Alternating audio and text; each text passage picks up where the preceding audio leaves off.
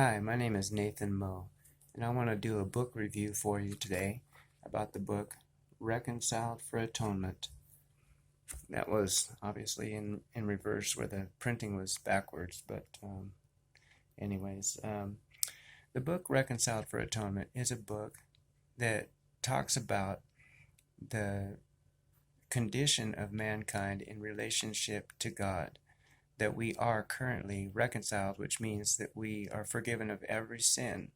Every sin of mankind has been forgiven.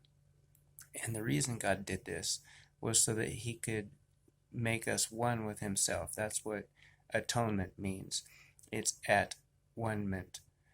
This word atonement was given to us by the man William Tyndale about 5 centuries ago in the early 16th century. And the idea that he was trying to portray was actually a New Testament idea, and then it was moved over into the Old Testament from there. But what William Tyndale was wanting to portray was actually prayed by Jesus in we see it in John chapter 17, starting at verse 13. I'm going to read this to you out of the King James translation. Jesus prays, "And now come I to thee, and these things I speak in the world, that they might have my joy fulfilled in themselves. I have given them thy word, and the world hath hated them, because they are not of the world, even as I am not of the world.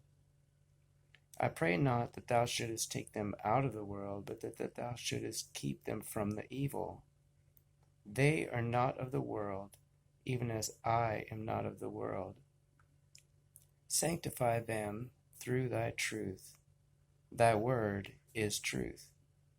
As thou hast sent me into the world, even so have I also sent them into the world. And for their sakes I sanctify myself, that they also might be sanctified through the truth.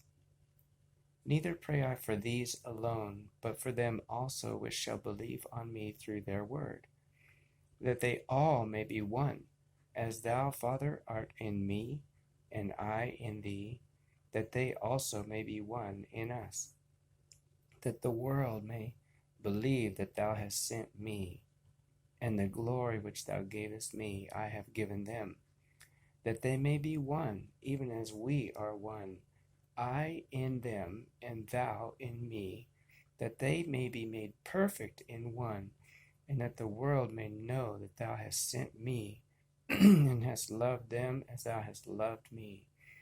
Father, I will that they also whom thou hast given me be with me where I am, that they may behold my glory, which thou hast given me, for thou lovest me before the foundation of the world.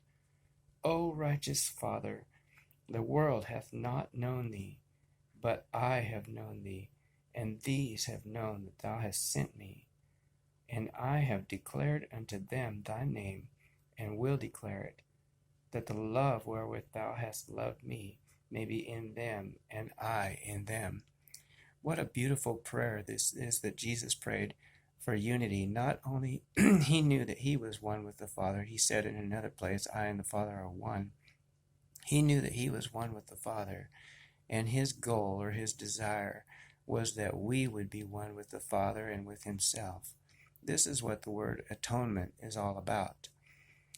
It's not just about a covering, like the Old Testament talks about atonement as being a covering for sin.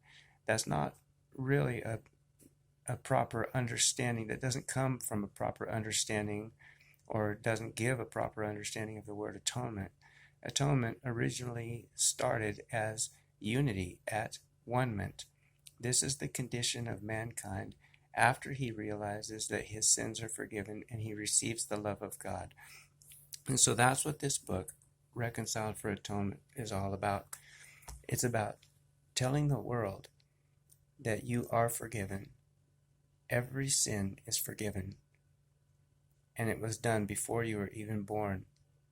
That God was in Christ, reconciling the world to himself already. This is a work that's already complete. And then we've been given the ministry of atonement. When that word is properly translated, it should read atonement rather than reconciliation. The message of reconciliation, or the ministry of reconciliation, is what Jesus already did. The ministry of atonement is what we've been given to tell people that they can be one with God. You are forgiven, and you can be one with God. That's what this book is about. And it's my privilege today to give it to you in a format that is free. I've uploaded many videos, small videos, I should say, 17 small videos where I read the book and I give it to you in small segments. It's about 3.5 hours, a little over 3.5 hours worth of listening. I pray that you'll be blessed. Have a wonderful day.